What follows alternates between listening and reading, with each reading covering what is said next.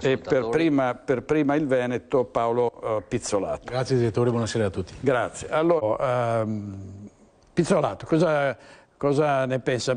Arrivano tanti messaggi che dicono ma in fondo non vogliono le preferenze perché nessuno li voterebbe. Intanto mi riallaccio, direttore, a un discorso molto bello che lei ha fatto prima nei confronti del telespettatore che diceva interessatevi di problemi seri ma non di questi problemi qui. Forse la gente non capisce che questo non è un problema serio, è un problema serissimo, perché questa è gente che poi deve amministrare questo paese che già adesso è in netta difficoltà, sebbene tanta gente faccia ancora finta di non vederlo. È un problema serissimo perché stiamo andando, secondo me, verso una dittatura arrivati a questo punto e già si vede in questo momento. A tanti politici quando arrivano a Roma non interessa più nulla del popolo, non interessa più niente, sembra che l'aria di Roma cambi completamente tutti quanti, proprio meno fai meglio è. E oltretutto se per caso non vai a votare fai anche loro un piacere perché tanto con il minimo di voti che riescono a acquisire riescono a comandare lo stesso un paese. Il giorno però che la gente che non vota, che la gente che sta a casa, che la gente si astiene, che tanta gente dice che non conta nulla, dovesse capitare che si risveglia, sarebbe veramente un massacro per questo paese perché verrebbero messi a posto tutti quanti, tutti quelli che hanno pensato di poter fare qualcosa dell'Italia e di poter fare qualcosa della Regione Veneto in maniera anomala rispetto invece a quello che è la nostra volontà, che sarebbe quella di poter almeno vivere in questo paese dove non si riesce più a vivere.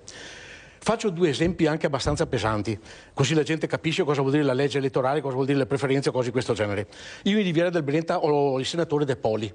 Il senatore De Poli è senatore in Veneto. Sapete dove è stato eletto il senatore De Poli? Guardate i listini, i listoni, tutto quello che viene fatto per poter essere di nuovo rieletto per l'ennesima volta senatore. È stato eletto senatore in Abruzzo. È stato eletto senatore in Abruzzo, voi lo avete votato, voi che ci state ascoltando, ci state guardando, lo avete votato, praticamente adesso lui è senatore in Veneto, pur essendo stato eletto in Abruzzo.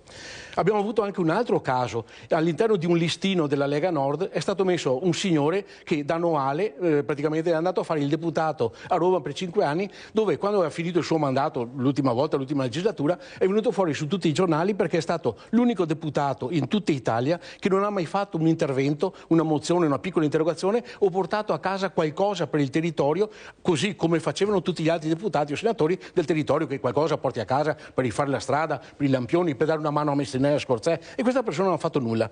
Cosa succede? Succede che pochi mesi fa Tomaello, vice sindaco di Venezia, viene eletto in regione, Tomaello di Scaltenigo di Milano, non capisco bene cosa c'entri con Venezia, però ognuno si prende gli uomini che vuole, questo signore di Noale viene rieletto vice sindaco a Venezia, da Noale vice sindaco di Venezia, e al primo intervento inizia a fare il suo discorso scambiando le baby gang con le gang bang, il che è tutto dire a livello culturale, cosa certe volte abbiamo in qualità di rappresentanti in Italia. Lo dico perché è una cosa che imbarazza tantissimo, perché la gente vota questa gente qui, ma certe volte non ha nemmeno la possibilità di votarli, proprio perché il livello culturale si è talmente abbassato nel corso di questi anni che siamo costretti a votare i listini così come sono fatti direttamente dai rappresentanti dei partiti politici, da chi li guida praticamente, e ci troviamo di fronte a questa realtà. Per cui se vogliono fare questa legge elettorale nuova, che facciano pure. Se la gente resta a casa perché non va più a votare, ben venga, perché vuol dire che stanno dimostrando qualcosa, anche se loro pensano sempre di votare con il minimo, però si ricordino che gli italiani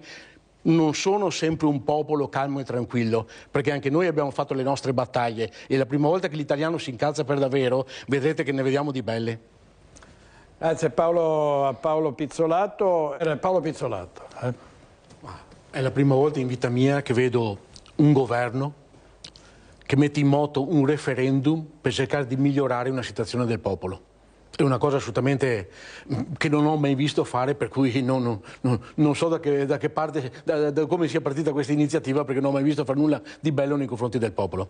Oltretutto si sta facendo in maniera di poter accelerare questa cosa, i comitati del sì, i comitati del no, eccetera, eccetera, ma nessuno dal 2017 ha dato una mano al Veneto diventare autonomo o indipendente come volevamo noi, no Alberto? Chiaro. Non c'è stato mai nessuno che abbia fatto qualcosa per migliorare la situazione sociale di questo paese, dove l'ultima cosa ridicola di questa settimana è l'aumento di 3,75 € delle pensioni, quando il governo ha deciso ancora l'anno scorso, ad ottobre dell'anno scorso, di mandare 1,8 miliardi in Ucraina per pagare gli stipendi di tutti gli insegnanti, di tutti gli statali. E noi non abbiamo avuto la possibilità di fare un referendum per decidere quella cosa. È stata fatta e basta. dopo i comitati del sì, i comitati del no. Ricordo a ottobre del 2025 ero seduto proprio qui e stavamo iniziando a parlare le prime volte di questa riforma, di questo referendum sulla magistratura.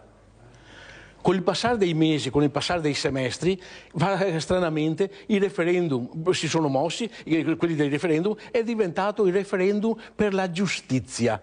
Invece il referendum è per la modifica della magistratura, non della giustizia. E giustamente, come diceva prima l'avvocato della Libera, la gente è molto ignorante su questa cosa, ma non è ignorante perché non studia, non va a scuola, è ignorante proprio perché non si informa, perché pensa che dopo aver fatto questo referendum a livello di giustizia si possono accorciare i tempi, cambiare le cose, mandare in galera certi mostri, eccetera, eccetera. Non cambia nulla, perché il referendum è sulla magistratura, non sulla giustizia. I tempi restano quelli, i dipendenti restano quelli, che la magistratura lamenta sempre la carenza di organico, sinceramente non voglio entrare in merito, sono ignorante di questa cosa, per cui sto zitto, però in tutta sincerità questa cosa non riesco ancora a capirla. Ci si sta accanendo nei confronti del popolo, nei confronti dei magistrati, nei confronti dei comitati del sì, comitati del no, non so ancora chi potrà vincere, eccetera, eccetera, però non ci siamo mai interessati di cose banali, di cose che potevamo fare. Stiamo preoccupando per il ponte sullo stretto di Messina, ma abbiamo le strade che sono piene di buche da terzo mondo. Ci stiamo preoccupando di far star bene gli ucraini, ma nessuno ha mai pensato che la nostra sanità, vedete voi stessi nei telegiornali cosa sta accadendo, non c'è una persona.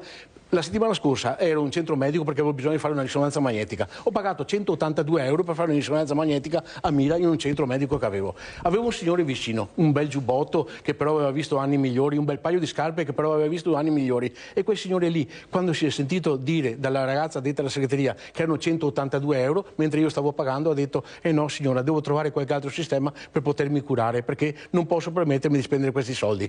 Voi capite che questo paese che sta mettendo in moto un referendum sulla magistratura, sinceramente si sta rendendo ridicolo nei confronti della gente. Però andiamo avanti sempre così, continuate pure a votare e andiamo avanti così.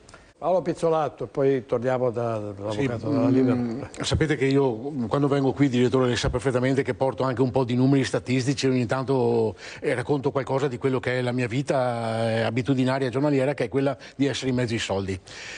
Quando dico la gente è ignorante, ho detto anche prima, chiedo scusa perché non voglio offendere per l'ignoranza. In mezzo ai soldi nel senso che lavora in banca, non è miliardario. Sì. È ignorante perché certe cose, poveracci, la gente bisogna anche informarli, i telespettatori bisogna informarli. Suoi.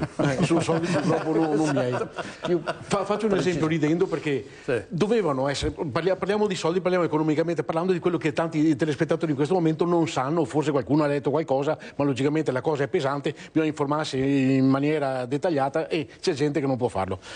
Vengono tassate le banche, anche la mia, di 3 miliardi e mezzo, ancora nel 2025, per cercare di recuperare qualcosa da queste banche che non sono mai state tassate. Quella è la famosa storia degli extra profitti. Allora, di 3 miliardi e mezzo che sono stati tassati, 900.000 vanno a finire alla sanità. Cerco di essere breve, direttore, le chiedo umilmente scusa. Tutti gli altri sono soldi di tasse che avrebbero dovuto pagare le banche nel 2026 e che sono stati solamente anticipati e che nel 2026 le banche non pagheranno. Per cui i 3 miliardi e mezzo che abbiamo portato via le banche, facendoci vedere bellissimi, che quanto bravi siamo e quanto bravi siamo, sono un bonus che nel 2026 le banche non pagheranno. Altro discorso, 3 miliardi e mezzo. Qualcuno ha mai pensato che tutti chiedevano, logicamente, tutti i partiti politici chiedevano questo, non è mai stato fatto, di tassare quelle che sono le compartecipate, le società che sono tutte in Lussemburgo, in Olanda, Enel, cose di questo genere? Sapete dei proventi che fanno questi nei Paesi Bassi, dei soldi che sono messi da parte di quei paesi lì? Quanto si sarebbe potuto portare a casa in Italia? 54 miliardi che è una manovra economica, mai stati tassati. In compenso tassiamo gli italiani per mandare le armi in Ucraina, è una cosa proprio aberrante che non accetto più, proprio una cosa ridicola, dove continuiamo a fare la guerra, una guerra già persa noi all'interno dell'Europa, una vera e propria porcata perché abbiamo già perso tutto quanto, e continuiamo a pensare che gli italiani abbiano ancora qualcosa da tirare fuori. Lo sapete che allo sportello la gente chiede certe volte la possibilità di avere un piccolo prestito per poter andare dal dentista. Ci sono anziani che hanno rinunciato, come dicevo prima, l'esempio di prima, a curarsi. Ci sono persone, io ero un ceto medio una volta, adesso se non siamo in due che lavoriamo non riusciamo a finire il mese, perché con uno stipendio anche abbastanza buono, quello mio, se non c'è la seconda persona che lavora non riesci più a pagare la rata mutuo, che solitamente si aggira intorno ai 600, 500, 650 euro, perché anche i tassi in Italia non è che siano proprio bassini. Per carità, è una cosa controproducente quella che sto dicendo, perché io mangio in banca e mangio con la banca, però sinceramente a livello di tassazione rispetto a tanti altri paesi europei, vedi Spagna che sta andando benissimo con un più 4% di PIL, noi siamo costretti purtroppo a pagare cose che ha deciso l'Europa. E per quello che certe volte io mi arrabbio, perché dico la gente dovrebbe informarsi di più, perché siamo tassati e l'unica cosa che sappiamo fare è quella di mettere tasse al popolo, tasse alla gente, e più di qua non riusciamo ad andare. Fra poco metteranno anche la tassa sul respiro, però questa è la situazione economica di un paese che ha aumentato in questi ultimi 3 mesi i miliardi di deficit di debito pubblico in una maniera colossale, e non vi rendete conto dell'indebitamento, quanto grande possa essere l'indebitamento che ha l'Italia nei confronti di tanti altri paesi.